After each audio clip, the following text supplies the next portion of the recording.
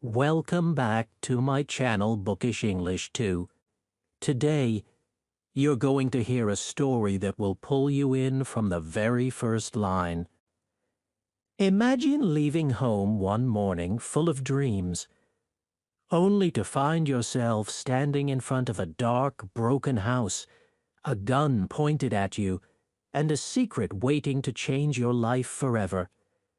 This is the true adventure of David Balfour, a boy who went out to find his future, and instead found danger, betrayal, and courage. By the end of this video, you'll not only understand his incredible journey, but you'll also learn English through real emotions, real storytelling, and powerful sentences you can feel and repeat. So stay with me till the end, and let's travel together through storms, mystery, and bravery in Kidnapped by Robert Louis Stevenson. Chapter 1. The Letter and the Journey begins. My name is David Balfour, and my story begins one quiet morning in June 1751.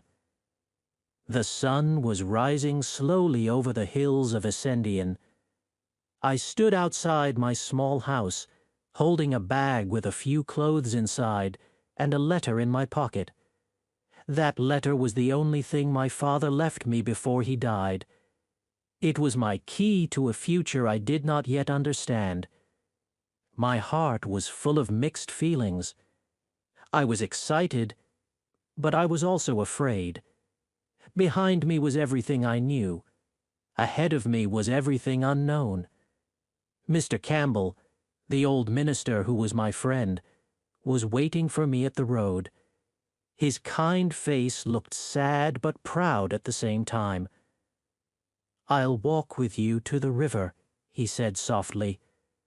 I nodded. We walked side by side for a long time without speaking. The road was quiet except for the sound of our shoes on the stones. I could hear birds in the trees and the soft wind in the grass. Every step felt like leaving part of my childhood behind. After a while, Mr. Campbell looked at me and asked, "Are you sorry to leave Ascendian?" I thought for a moment. "I don't know, sir," I said. "I have been very happy here, but I don't know what waits for me. My mother and father are gone, and I must find my own future." My voice trembled a little when I said those words. Mr. Campbell stopped walking and put his hand on my shoulder. "Your father gave me this letter for you," he said. "He told me to give it to you when the time came. It is your inheritance. Take it, David. It will lead you to the House of Shaws near Edinburgh. That is where your father came from. He wanted you to return there." I looked at the letter. It was addressed to Mr. Ebenezer Balfour, House of Shaws. Under the name was written, "This letter will be brought by my son David Balfour." I read those words again and again. My name looked strange beside that grand address. I had never been outside Ascendian. I had never even seen Edinburgh. And now I was being sent to meet a man I had never heard of, in a house I could not imagine. Mr. Campbell smiled kindly. "Go with courage, David," he said.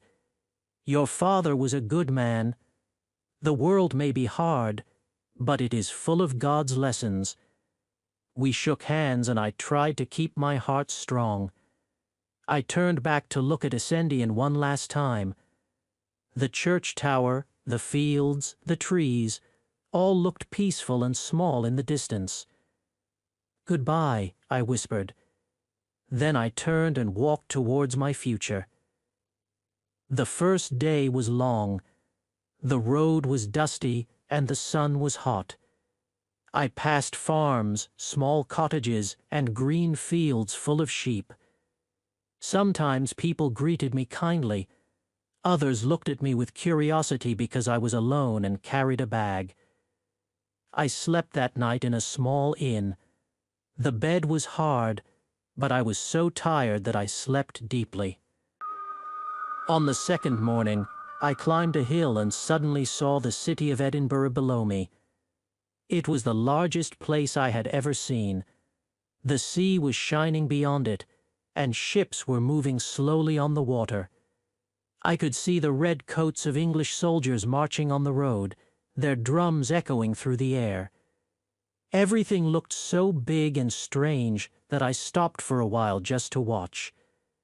"The world is larger than I thought," I said quietly to myself. When I reached the edge of Edinburgh, I asked people for directions to the House of Shaws.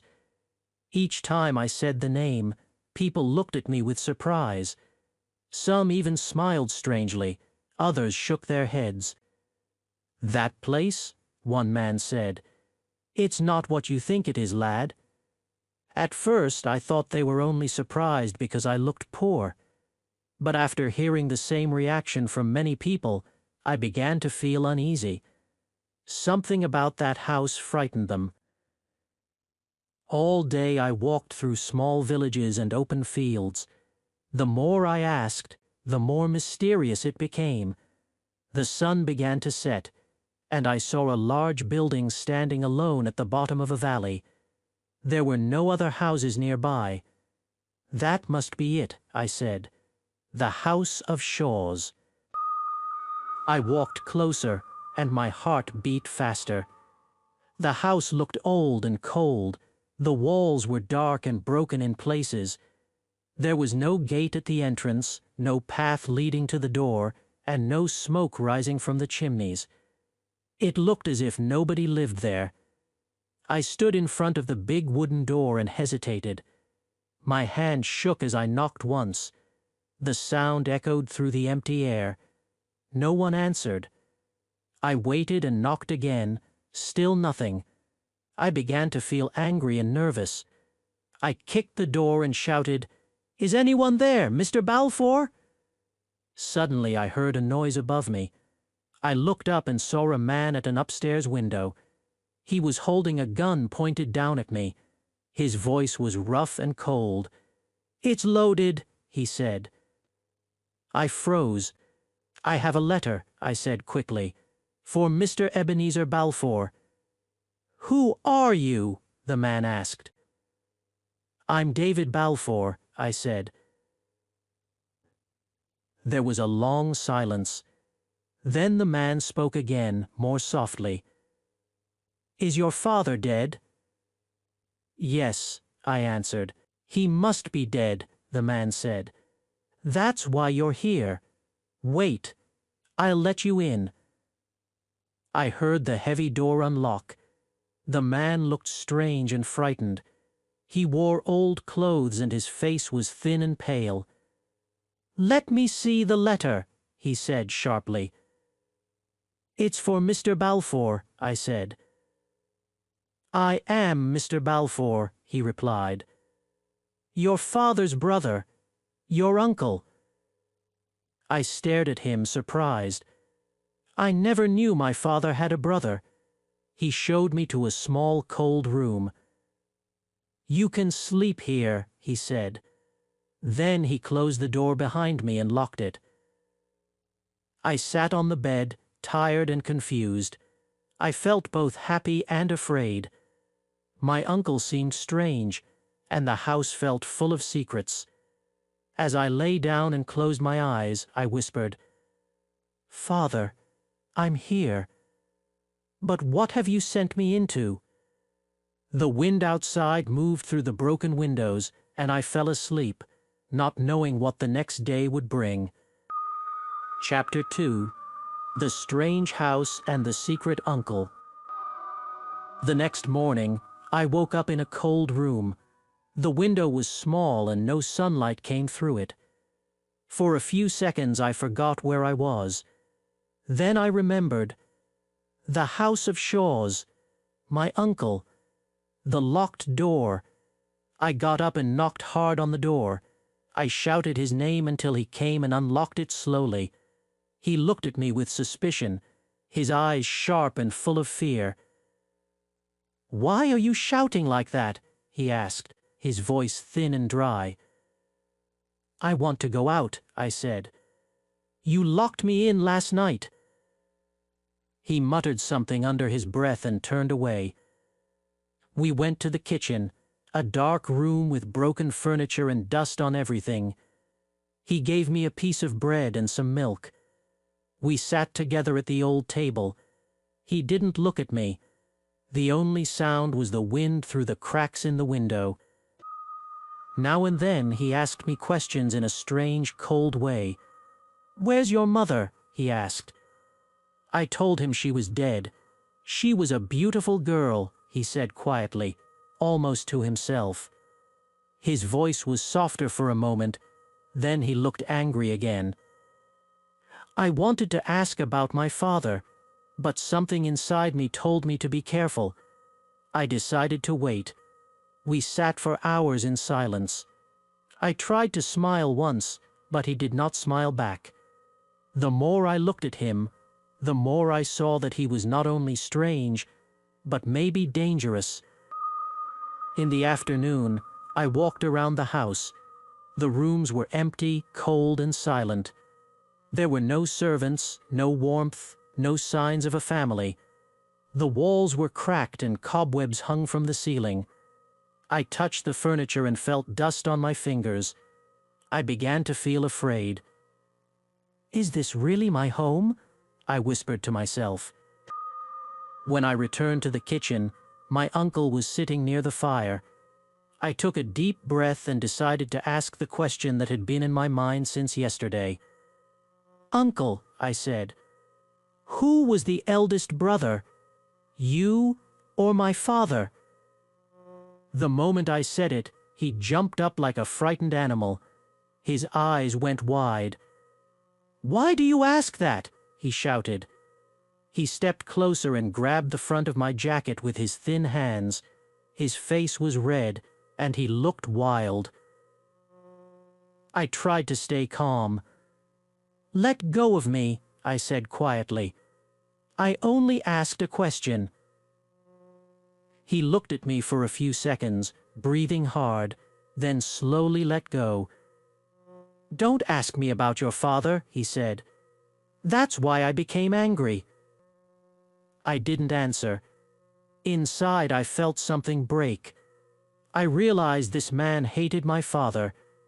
Maybe he hated me too. From that moment, I decided to trust him no more. The rest of the day passed slowly. The rain began to fall outside, and the sound of it filled the silence. I sat by the window and watched the water running down the glass. I thought about Essendian, about Mr. Campbell, and the simple, quiet life I had left behind. Now I was in a house full of shadows and secrets. That night, my uncle called me to the kitchen. His voice was different now, almost friendly. "Here," he said, handing me a small bag. Inside were gold coins, 37 of them. I looked at him confused. "Why are you giving me this money?" I asked. "What do you want in return?" "Nothing much," he said, smiling in a strange way. "I'm getting old. I need help around the house. You can earn your place here." His words sounded kind, but his eyes said something else. They were cold and sharp like knives. I did not trust that smile. Then he gave me an old iron key. "Go to the tower at the other end of the house," he said. "Climb the stairs. Bring me the papers you'll find there." The tower stood apart from the main house. The door creaked when I opened it. Inside, everything was dark. I took one step, then another. My hands touched the wall as I began to climb the stairs. The air was cold and smelled of dust. I could not see anything. The only sound was the wind. I moved slowly, feeling each step carefully with my feet. As I climbed higher, I felt the air move around my legs. The wind came through holes in the wall. My heart started to beat faster. Then there was a sudden flash of lightning through a crack in the wall. For 1 second, everything was bright, and I saw that the stairs above me were broken. There was nothing but empty space. If I had taken one more step, I would have fallen to my death. I froze where I stood. My hands shook. My uncle had sent me here to die. He wanted me to fall. He wanted my death. That moment changed everything. My fear turned into anger. I turned back carefully, step by step, my body trembling. I followed the flashes of lightning to find my way down. When I finally reached the bottom, my clothes were wet with sweat. I opened the door quietly and walked back to the kitchen. My uncle was sitting there, facing the fire, not knowing I was behind him. His thin shoulders were shaking slightly. I stepped forward and placed my hands heavily on them. He jumped and fell to the floor. His face went pale like chalk. "You tried to kill me," I said. "Why?" He lay on the ground, breathing hard. "I'll tell you everything in the morning," he whispered. But I didn't believe him. I took the old dagger from the table, held it in my hand, and locked him in a room. I sat outside his door all night waiting for the morning. My mind was full of fear and anger, but also questions. Why was my uncle afraid of me? What secret was he hiding? Why was he ready to see me dead? When the first light of morning came, I unlocked the door. He looked weak and sick. I sat down across from him, waiting for answers. But before he could speak, we heard a knock at the door. I opened it and found a young boy in a sailor's uniform. He was holding a letter. "I have a message for Mr. Balfour from Captain Hoseyson," he said. His clothes were wet from the rain, and he looked hungry. I let him in and gave him food. My uncle read the letter with shaking hands, then passed it to me. It was from the captain of a ship called the Covenant. He wrote that the wind was good and the ship was ready to sail. My uncle looked nervous, but then he smiled again, a false smile. "Let's go see him," he said. "We can also visit Mr. Rankeeler, the lawyer. He knew your father." I looked at him carefully. I did not trust him, but I wanted to meet this lawyer. Maybe he would tell me the truth. "All right," I said. "Let's go." We left the dark house behind us. I didn't know that this journey would soon change everything, that danger was waiting at the sea, and that my real story was about to begin. Chapter 3. The Kidnapping. The next morning, the sky was gray and cold. My uncle and I began our walk to Queensferry, where the letter said Captain Hoseyson's ship was waiting. The boy named Ransom came with us. He walked fast and talked all the way. He said he worked on the ship called the Covenant. He told me about the sea, the sailors, and the captain. "Captain Hoseyson is a strict man," he said. "Sometimes he shouts, but he is fair." His voice was light, but I could see sadness in his eyes. I wondered what kind of life this young boy had, working on a ship instead of going to school. My uncle did not talk at all during the long walk. He walked a few steps behind us, his head low and his face hidden under his hat. I did not trust him, but I still hoped that the lawyer, Mr. Rankeeler, could help me understand my family's story. I believed that soon everything would make sense. I was wrong. After hours of walking, we reached the top of a hill. The sea spread wide in front of us. I could see small boats and one large ship far out in the water. "That's the Covenant," said Ransom proudly. "She's a fine ship." The sunlight touched the sails, and for a moment it looked beautiful. I didn't know then that this ship would steal my freedom. When we reached the shore, we entered an inn called the Hawes Inn. It was warm inside. The fire burned in the corner, and the smell of cooked food filled the air. We sat down, and my uncle ordered something to drink. Soon a man in a captain's coat entered the room. He was tall, with a strong face and sharp eyes. He smiled and shook my uncle's hand. "Mr. Balfour," he said, "it's good to see you again." I noticed the way the two men looked at each other. There was something secret between them. They spoke in low voices. I could not hear what they said, but I could see the captain's smile grow wider. After a while I felt tired of sitting in the dark room, so I stepped outside to get some fresh air. The sun was low over the sea. I saw the small boat that went back and forth between the shore and the big ship. The air smelled of salt and wind. I was beginning to feel better when the innkeeper came outside to throw water on the steps. "You are with Mr. Ebenezer Balfour, aren't you?" he asked. "Yes," I said. "Did you know him?"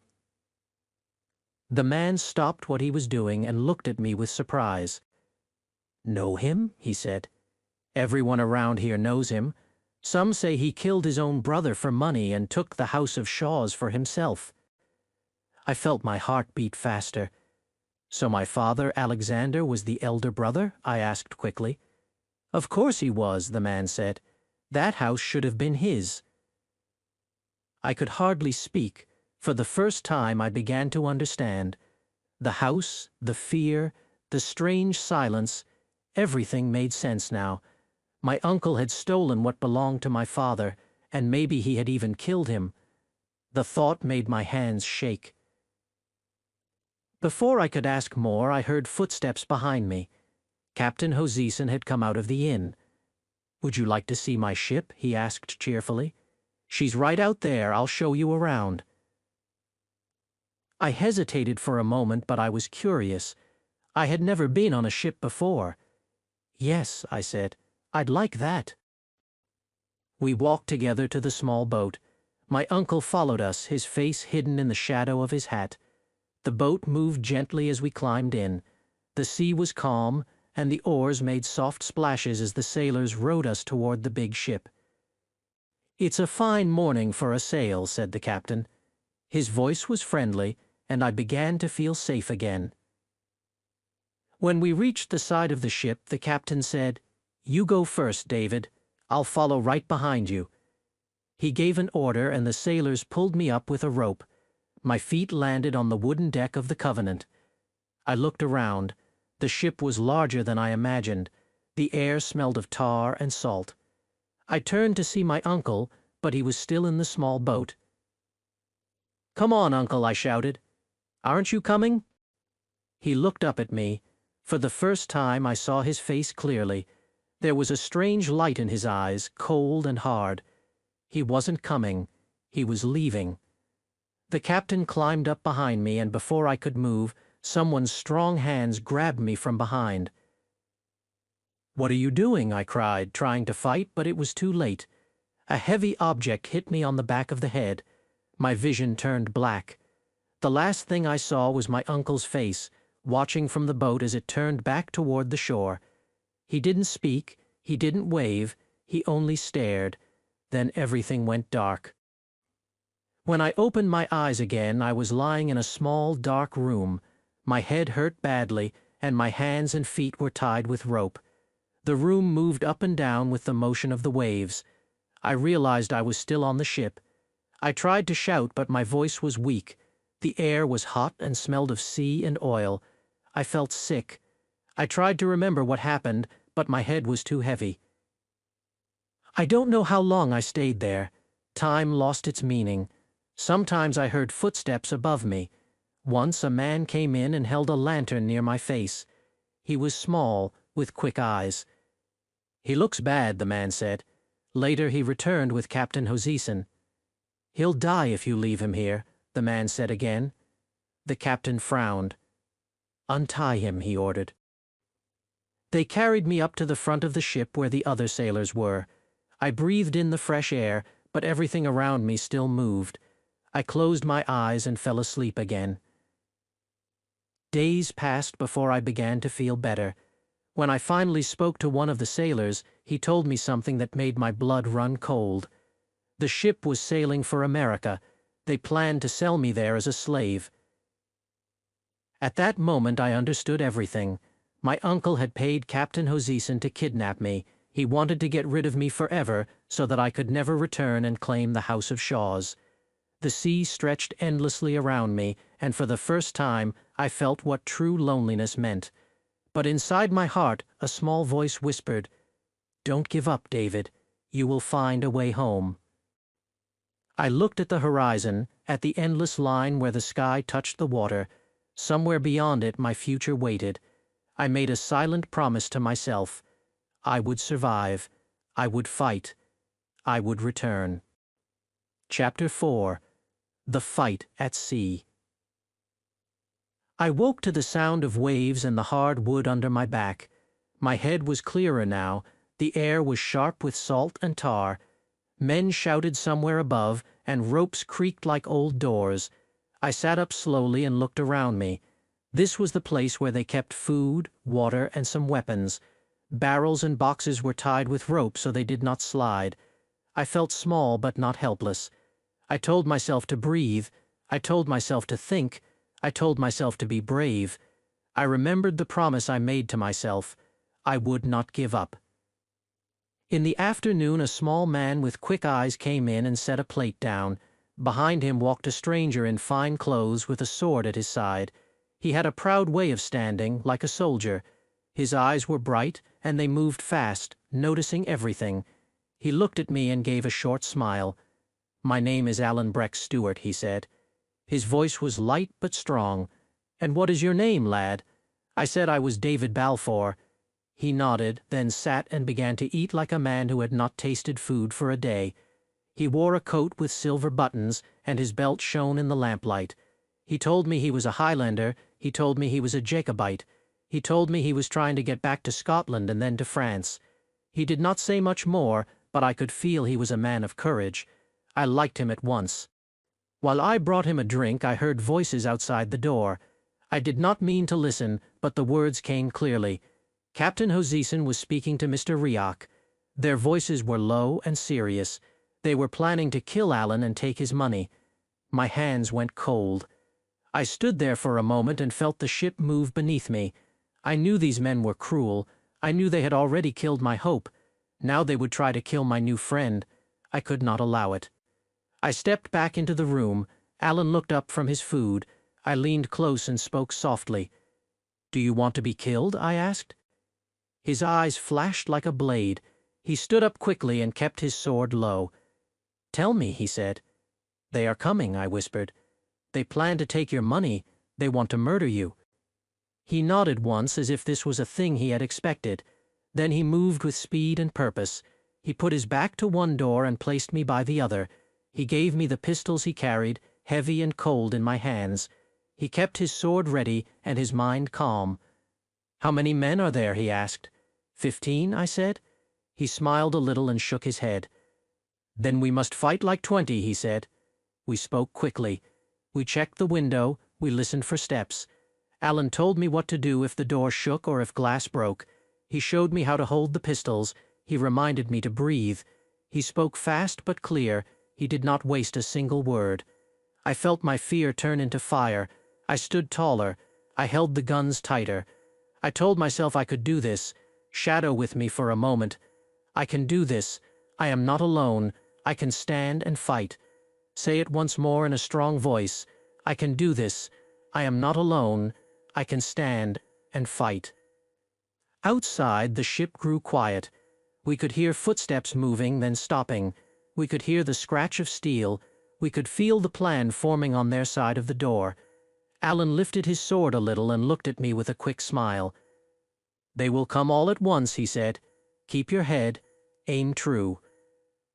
I nodded and held my breath. A hand tried the latch, then came a hard push. Alan struck like lightning. The door flew inward, and a man cried out as the blade found him. 2 more tried to get past Alan, but he moved like a dancer, light and deadly. I heard the ring of metal and the harsh breath of men. I smelled sweat and smoke. It was loud and close and hot. "Your window!" Alan shouted. I turned fast. The glass broke with a sharp crack and a man came through, one leg first, his shoulders tight in the frame. He was red-faced and angry. I lifted the pistol and my hands shook, but I fired. The sound hit my ears like thunder. The man fell back with a cry, and I felt the shock of the gun jump through my arm. Another sailor climbed in right behind him. I fired again, lower, and he dropped to the floor and grabbed his leg with both hands, his mouth open in pain. I reloaded with trembling fingers, the powder rough and dry. I kept listening. I kept watching.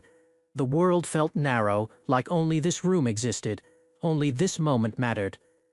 By the door, Alan stepped forward and drove the men back. I saw Mr. Schwann, the best sailor on the ship, rushing in with a knife in his hand and rage in his eyes. Alan turned his wrist and met him with the point of the sword. It was fast.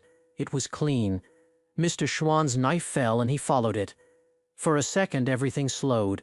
I could hear the sea again. I could hear the wood groan. I could hear my own heartbeat. Then the noise returned as more men tried to push through. I fired over their heads to make them turn. I fired at the frame to crack splinters into their faces. My shots were not beautiful, but they were loud and filled with warning. The men hesitated. They pulled away. They ran. For a while no one came. We stood there in the mess of glass and blood and smoke. I looked at Alan. He wiped his blade and checked the door. His chest rose and fell. He looked calm, like a man at work. He turned to me and nodded. "You did well," he said. "Rest your hands. Breathe." I felt the truth of what I had just done. I had fired at men and hit them. My knees lost their strength, and I sat down on a barrel. My breath came fast and thin. My eyes stung. A deep cry rose in me like a wave. I tried to swallow it, but I could not. I wept. I was not ashamed. I was only 17, and the world had forced me to grow. Alan came and stood near me without a word. He did not touch me. He kept watch and let me be. After some time the shaking passed. I wiped my face with my sleeve and stood. "I am ready," I said. "Good," he answered. "We will need to be." I reloaded the pistols again. My fingers were steadier now. I told myself that courage is not the lack of fear. Courage is walking through fear and not stopping. Repeat after me, slowly and clearly. I am afraid and I can still act. I am tired and I can still stand. I am young and I can still be brave. The captain called through the wood at last. His voice was rough and angry. He spoke of damage and death and the loss of his best man. He tried to blame us for the ship's trouble. He promised to sail us to safe waters if we kept quiet. He wanted brandy for water and words for peace. Alan spoke back with careful strength. He agreed to trade, but not his life. He asked to be taken to the west coast, toward Loch Linnhe. There was a pause, then a cold yes. On the deck above we heard men moving bodies with slow feet. When the door finally opened, the room was empty except for us. We cleaned the floor and set the barrels straight. We ate bread and dried meat and took small sips of water. The sea had grown calmer. Outside the square of the window the sky was pale, and the last of the fog drifted like a thin veil. I looked out and saw a low shape of land far away. The Isle of Skye lay to the right like a sleeping animal. Behind us was the Isle of Rum, dark and heavy. The world felt larger than my fear. Alan took a silver button from his coat and pressed it into my hand. "This is a mark of my friendship," he said. "If you are ever alone in the Highlands, show this to a Stuart man and he will help you." I held the cool metal and closed my fingers around it. It felt like a promise. It felt like a path forward. Night came slowly. The wind shifted. The Covenant turned her head a little and began to drift where none of us wished. The captain called for hands to the lines, but there were not enough hands left. The ship groaned as if she felt pain. Alan and I stood by the window and watched the black water rise and fall. We were alive. We had won the room, but the sea was not finished with us yet. Chapter 5. The Shipwreck and the Island. The morning after the fight was quiet. The sea looked calm, but the ship felt heavy and slow. I could hear the creak of the wood and the low groan of the waves under us. Alan and I sat together, our backs against the wall. We did not speak much. The room still smelled of smoke and salt and fear. On the floor, Broken glass caught the light like small stars. I could not stop thinking about what had happened during the night. The sounds, the faces, the shouts, they kept returning to me like waves that never stop. Alan cut one of the silver buttons from his coat and placed it in my hand. "Keep this," he said. "If ever you find yourself in the Highlands and need help, show this to any Stuart. They'll know you're my friend." I looked at the small shining button and nodded. It felt like hope.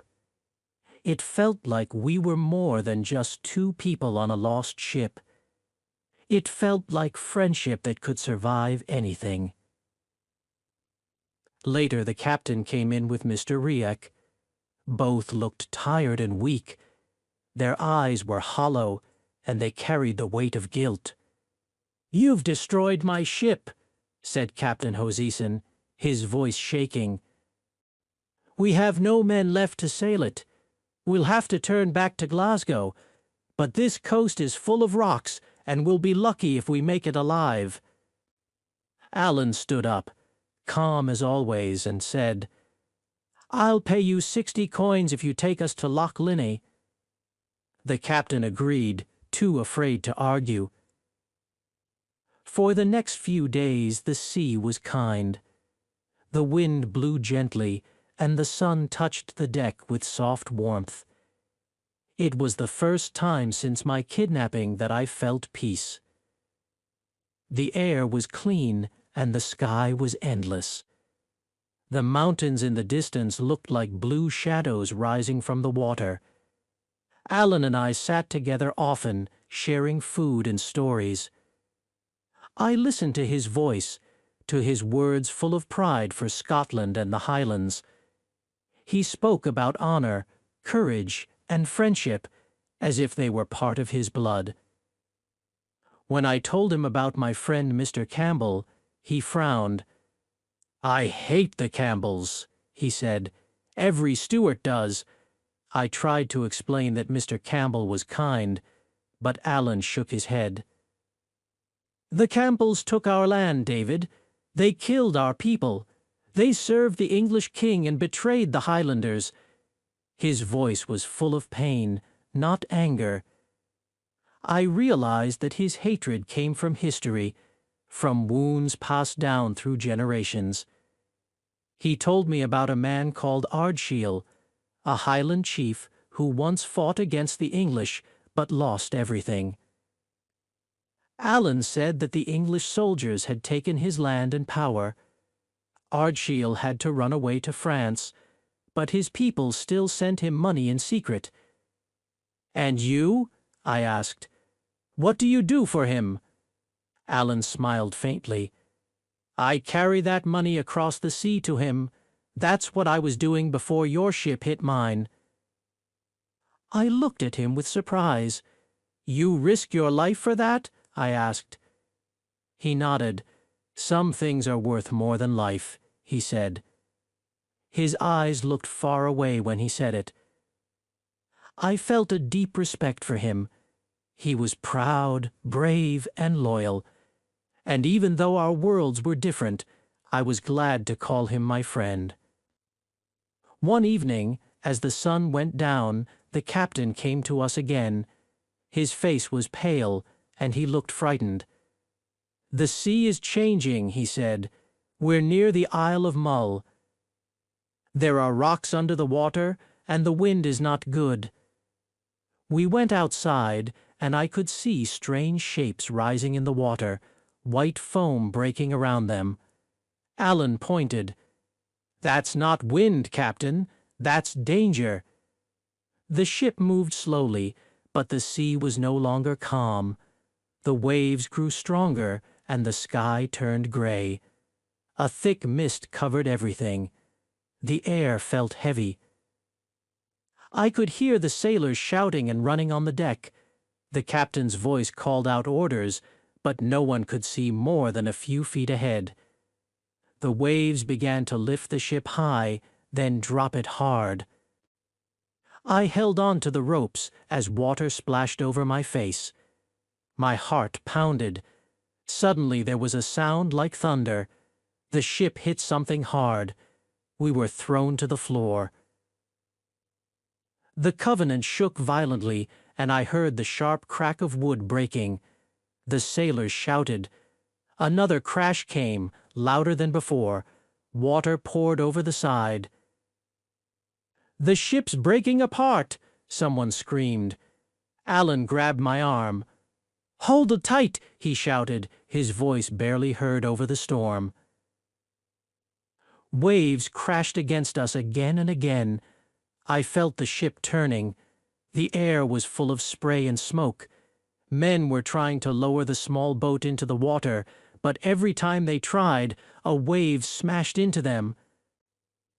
I saw one man fall and disappear into the dark sea. I shouted his name, but the wind took my voice away.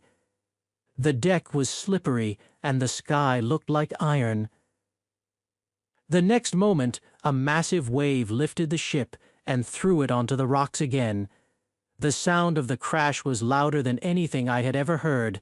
The ship split open. I felt the floor tilt beneath my feet. The next wave came and threw me into the water. The cold hit me like a knife. My lungs burned as I sank under. I kicked and fought to reach the surface. When I came up, I gasped for air, coughing salt water from my mouth. I looked around, but there was no one near me. Only pieces of wood floated on the black sea. I grabbed a plank and held it tight.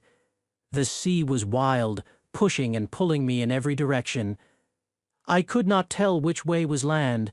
The rain hit my face like stones. I tried to pray, but my mouth was full of water. The waves pulled me under again and again. I lost track of time.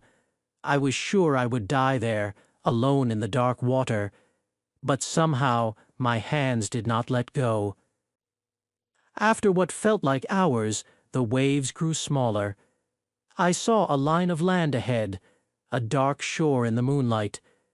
My arms were weak, my body frozen, but I began to swim. Every stroke felt endless. I reached the sand at last and fell forward, too tired to stand. I could taste salt and feel the ground solid beneath me. For a while, I lay there and listened to the wind. It was quiet now. The storm had passed. When I finally opened my eyes, the sea was calm again. The sky was pale with morning light. Pieces of the Covenant lay broken along the beach. I could not see Alan or the other men. My clothes were heavy with water, my hands cut and bleeding, but I was alive. I sat up slowly and looked at the sea. "Thank God," I whispered. I was cold, alone, and lost, but I had survived. I did not know where I was or what I would do next, but something deep inside me said that this was not the end. The sea had tried to take me, but it failed. I stood up on shaking legs, looked around at the empty beach, and said to myself, "You're still alive, David. You're still alive." Chapter 6. The Murder of the Red Fox. The beach was empty and quiet in the morning light. I stood slowly and felt my legs shake. My clothes were heavy and cold. The wind touched my face and I tasted salt on my lips. I looked along the shore and called out for Alan. No answer came back to me, only the soft sound of the small waves. I began to walk. I searched among broken wood and ropes. I listened for a human voice. There was nothing. My heart felt heavy, but I told myself to move. If I stopped, fear would grow bigger. If I walked, hope could return. I climbed a low hill to see the sea. From the top I could see water on every side and a thin line of land not far away. The place where I stood was only an island when the water was high. When the tide was low, the sand joined the island to the mainland like a path. I did not know this. I had spent days here thinking I was trapped, when I could have walked to safety twice each day. A small fishing boat came close, and a man shouted in Gaelic. I could not understand all his words, but I heard the word tide. Then I understood completely. My face grew hot with shame and joy. I waited. The water went down and I walked across the wet sand to the mainland. The ground felt strong under my feet. I met an old man on a path and showed him Alan's silver button. His eyes grew kind. He told me to go to Torosay and then take a boat toward Appin. He said a friend would be waiting there for a boy with a silver button. His voice was quiet and sure. I thanked him and started to travel. The land rose and fell like the sea. The air was clean. The mountains were dark and beautiful. I was tired, hungry, and happy to be moving toward a friend. Every step felt like a small prayer. On the road I saw families working in small fields. The houses were simple, with smoke coming from the roofs. People had little, but they gave me bread and a drink of milk when I asked in my careful, polite voice. I repeated useful sentences to myself. I am going to Appin. I am looking for a friend. Thank you for your help. Saying these words made me brave. It also made my English stronger and smoother. If you are watching, repeat with me softly. I am going forward. I am not alone. Kind people help me. The road is long, and I will keep walking. After some days I reached the coast. The sky was gray and a light wind moved the trees. I saw the red coats of English soldiers moving along a track in the distance. Their lines were neat. Their faces were hard. I knew Alan would not like this. I moved into the trees and followed a smaller path. I felt that Alan was near. I felt that danger was near too. I stopped under tall pines and waited. My breath was slow. My ears were open. I told myself to be careful and watchful and quiet. Soon I heard the sound of horses and men. 4 riders came through the wood and then down to the road. The first man had red hair and a proud face. His coat was fine. At once I knew this must be the red fox that Alan had spoken about with anger and pain. With him rode a lawyer, a soldier, and a servant. They spoke to each other in calm voices.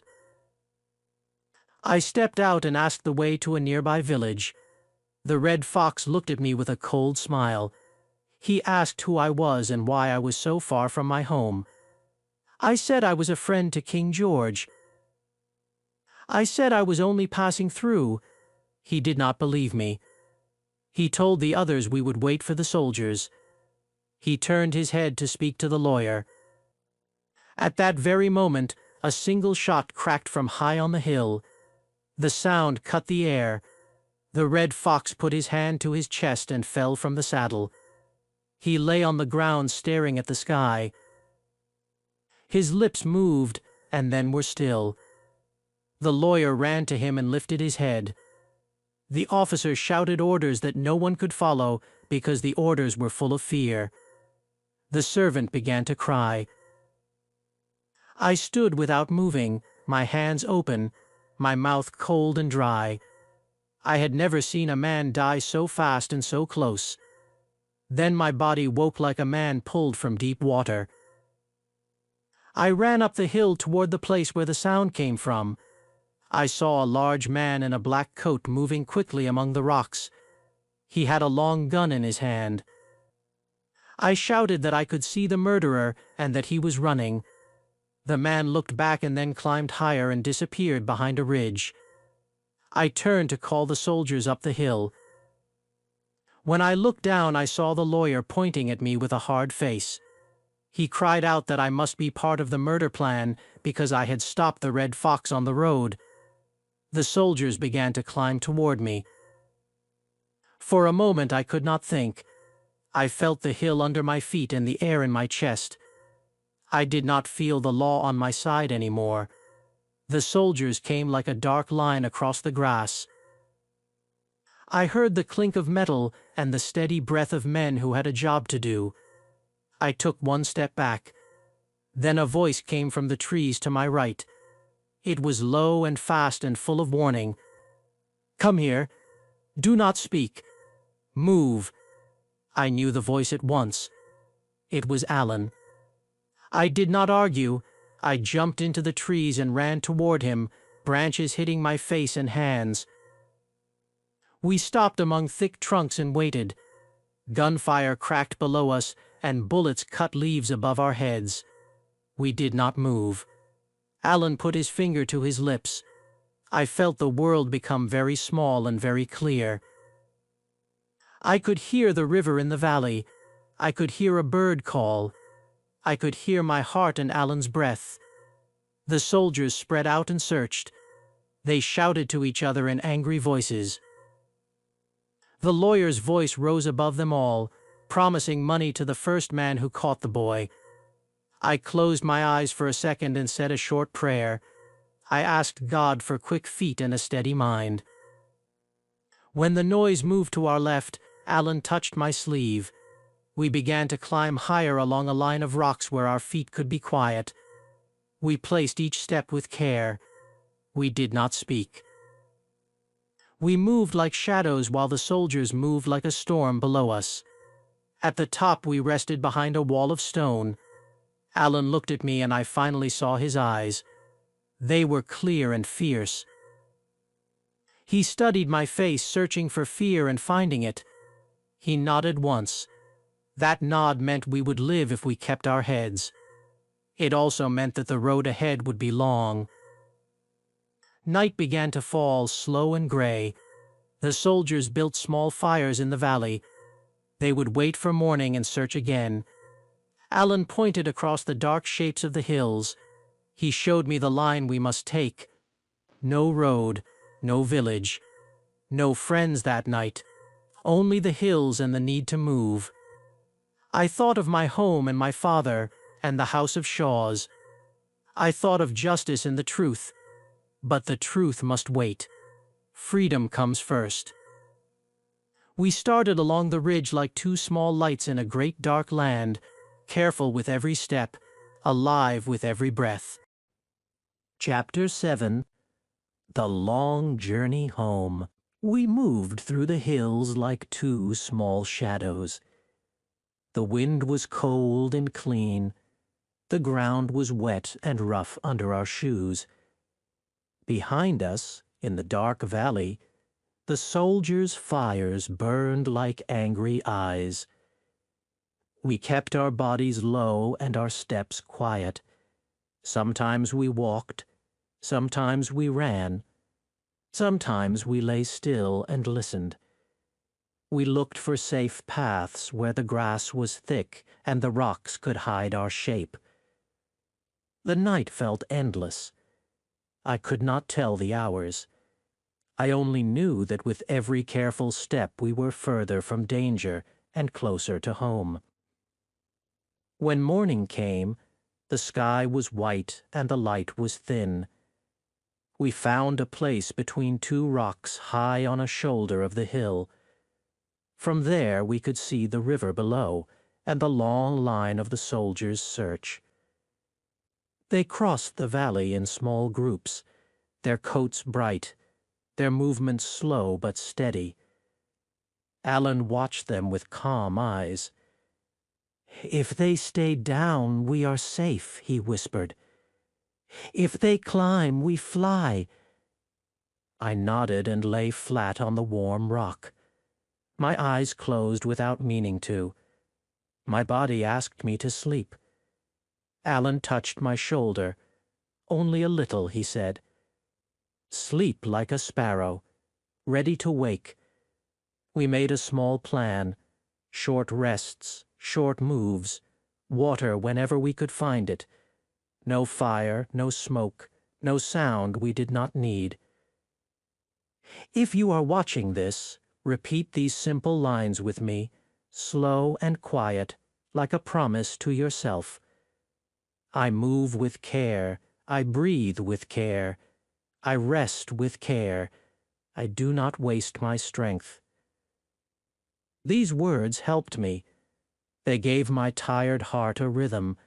They gave my feet a reason to take the next step. By noon the sun burned hot on the rock. We had no water and our lips were dry. My head felt heavy. Alan watched the soldiers' patterns and then gave a small sign. We slid down from the rocks, one after the other, and waited in the shadow of a low bush. The air in the shade was sweet. Far below we heard laughter and the clink of tin cups. The soldiers were resting too. We crossed to another line of stones, then up a narrow sheep path, and bit across a place where the grass made no sound. Every move was slow. Every move mattered. I learned that day that courage is often quiet. It is the steady choosing of the next safe place. Toward evening, we found a stream hidden in a fold of the hill. We dropped to our knees and drank. The water was cold and strong. It tasted like life. I washed my face and hands. The blood and dirt ran away in small rivers, and the boy in the water looked like me again. Alan smiled and said we would move through the dark and sleep at dawn. The plan felt hard but right. We ate a little bread. We shared a few dried pieces of meat. We saved some for the next day. I repeated another small set of lines in my mind to keep my spirit awake. One step more, one breath more, 1 hour more. Keep going. We crossed heather fields purple in the dusk. We climbed slow hills and came down fast slopes. The moon rose, thin and white. Sometimes I thought I heard voices behind us, but it was only the wind. Sometimes I thought I saw lights, but they were only stars moving through thin cloud. My legs began to shake. My stomach hurt. A cold sweat came over me, and my breath grew short. I tried to hide it from Alan, but he knew. He slowed his pace. He gave me the heavier bread and kept the lighter piece. He spoke little, but he stayed near. He kept my courage from falling, the way a strong hand keeps a candle from the wind. By morning my body could not go further. My knees bent without my will. The world turned and the ground rose to meet me. I lay on the grass and could not stop shaking. Alan put his hand on my forehead and frowned. "A fever," he said softly. "We must find a house." We went down through birch trees and followed a low wall until we saw smoke from a small cottage. A dog barked. A woman came to the door with a shawl around her shoulders. Alan gave his name and spoke with respect. He did not ask for much. He asked for water and a little shadow for a sick friend. The woman called to a man inside and then looked at me with a mother's eyes. "Bring him," she said. They laid me on a straw bed near the fire. The room was simple, clean, and warm. A child stared at me from the corner. The man brought a doctor from the next hamlet at nightfall. The doctor said I must rest and drink and keep warm. He spoke a little English and a lot of kindness. For a few days I knew little. I woke to the sound of rain. I slept to the sound of the kettle. I dreamed of the sea and woke crying. The woman cooled my head with a cloth. The man stood in the door and watched for soldiers. Alan came in the darkness, quiet as a cat, and went out before dawn to hide among the trees. He risked everything to stay near me. In those days I learned what loyalty meant. It is not loud, it does not boast, It simply does not leave. After a week, the fever broke like a wave. My hands stopped shaking. I could sit and then stand. My legs felt thin but ready. The family would take no money. A boy with a silver button is a friend here, the man said, and pressed my hand. I thanked him in slow, careful words so he would hear my heart in them. If you are practicing with me, say this softly and clearly. Thank you for your kindness. I will remember you. May God keep your house. Good words are a gift. They make strong bridges between strangers. When we left, the air smelled of wet grass and smoke. The hills were green after rain. Alan walked beside me and told me our path. We would keep south and east. We would cross the great river Forth. We would reach Queensferry if fortune was kind, and then I would go to find the lawyer, Mr. Rankeeler. My hope rose like a small fire. The plan was simple. The plan was ours. We moved with new strength, light on our feet, careful with our eyes. The land opened into lower fields. The mountains fell behind us like a closed book. Villages appeared more often. Carts rolled on the roads. We kept to hedges and lanes and the kind of silence that keeps a man safe. One afternoon we climbed a last ridge and saw the wide silver of the river. Beyond it, small towns and the dark line of woods.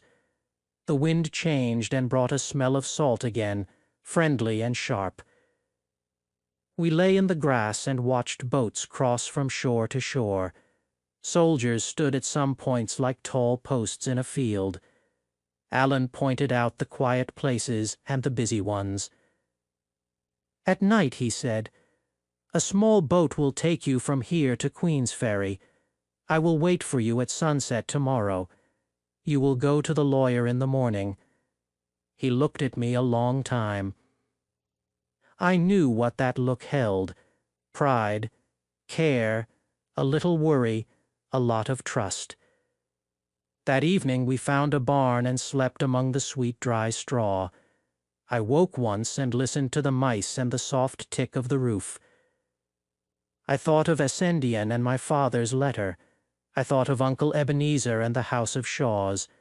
I thought of justice, and my hands closed without my telling them to.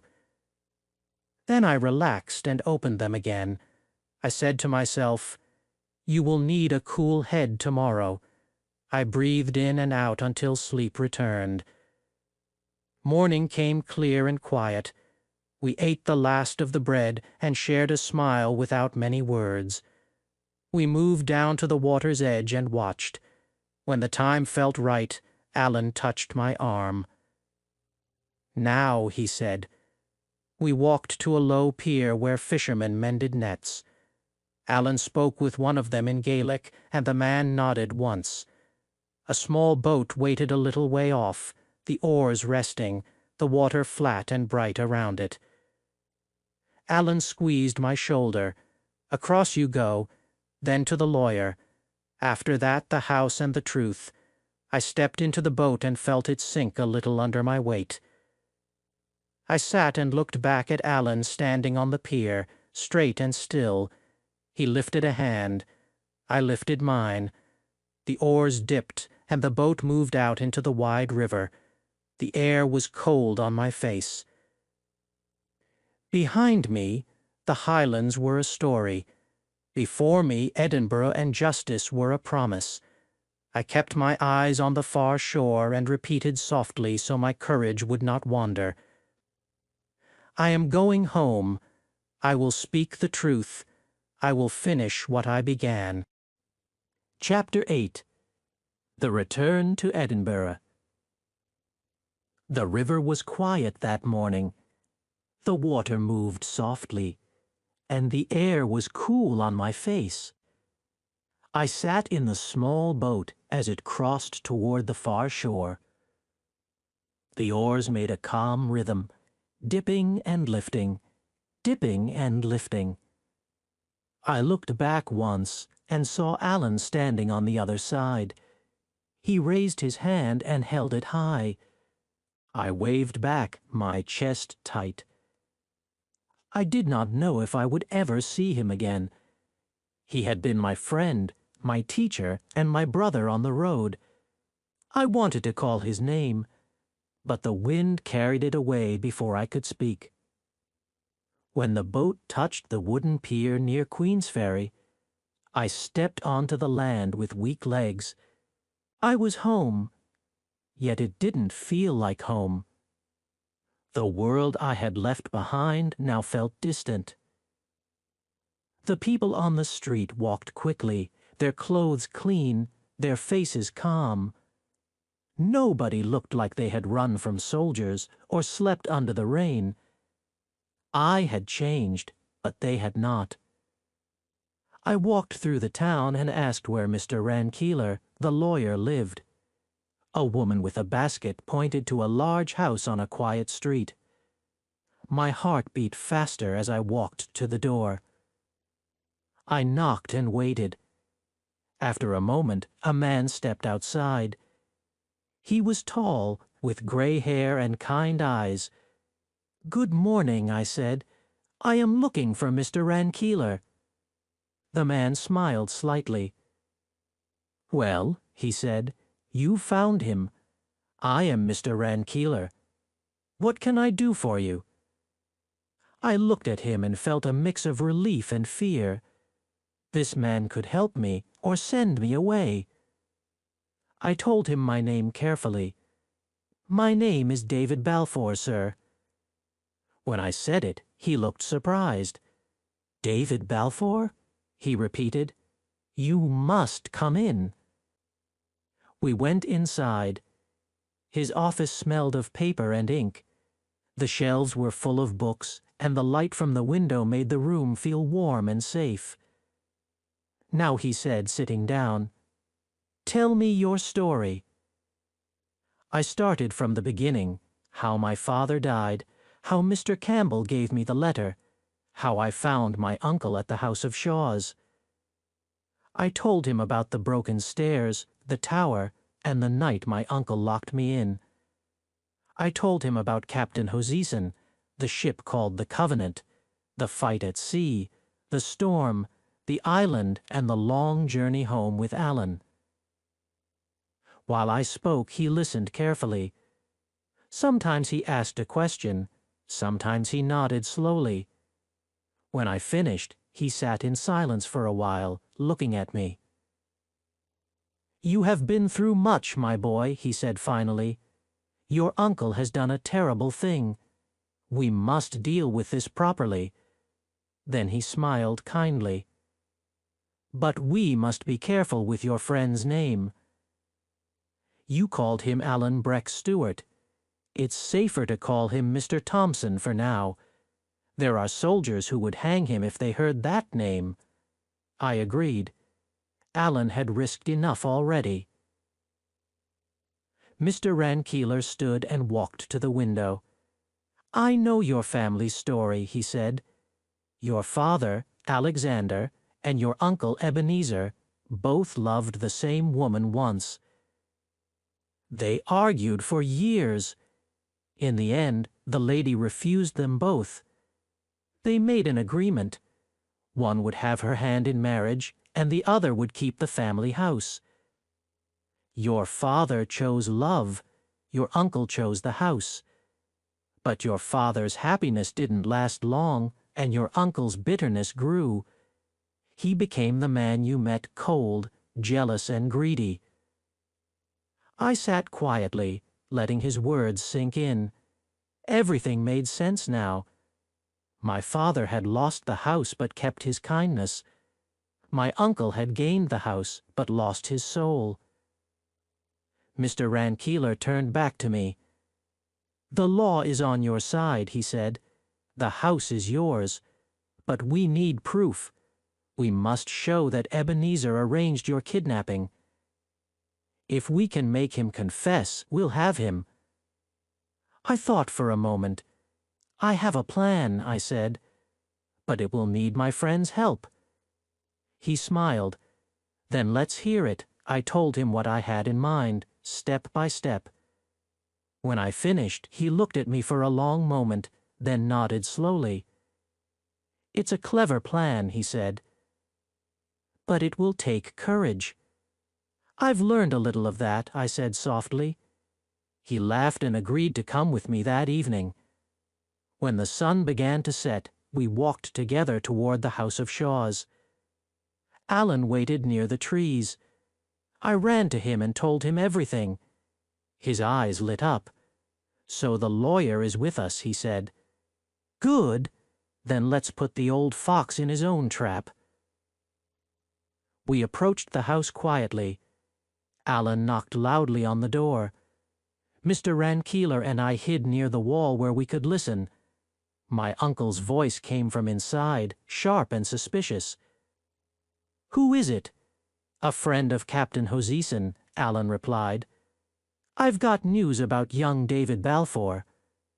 The door opened slowly. My uncle's pale face appeared in the light. What do you want? He asked. I've locked the boy away, Alan said smoothly. But I can't keep him there forever. You can pay me to keep him quiet, or you can pay me to kill him. Which do you choose? My uncle's face turned white. How much? He whispered. The same as you gave Hoseason, Alan said. My uncle looked confused and scared. I gave him £20, he said, but he was going to sell the boy in America for more. At that moment, Mr. Rankeeler stepped forward from the shadows. Thank you, Mr. Balfour, he said firmly. That will do. You have confessed to kidnapping your nephew. Now we can settle this properly. My uncle froze where he stood. His mouth opened, but no words came out. He looked at me with wide eyes. David, he said weakly, I didn't mean to harm you. But I could see in his face that he knew his game was over. Inside the house, Mr. Rankeeler wrote down everything that had been said. My uncle signed it with a shaking hand. The House of Shaws, said the lawyer, now belongs to David Balfour, rightful heir. I felt the weight of the words. The house, the name, the years of silence, they were mine now. But instead of joy, I felt something quiet and deep. Justice was not loud, it was calm, like the river at dawn. The next morning, Alan and I walked down the road together. The sky was clear and blue. We said little. He stopped near the bridge and turned to me. Well, David, he said softly, this is where our roads part. You have your house. I have my road to France. My throat felt tight. I'll never forget you, Alan, I said. Nor I you, he replied. We shook hands firmly. Then he smiled, the same brave smile I had seen 100 times. He walked away toward the hills, his figure growing smaller until he was only a shadow against the light. I watched until he disappeared. The wind moved through the trees, and I felt the peace of an ending. My life had begun again. I turned toward the road that led home. I was no longer the same boy who had left Ascendian. I had been tested, broken, and remade by the sea, by fear, and by friendship. I looked up at the sky and whispered to myself, Father, I have done it. I have come home. If you learned something from David's journey today, remember this. Every challenge teaches you who you really are.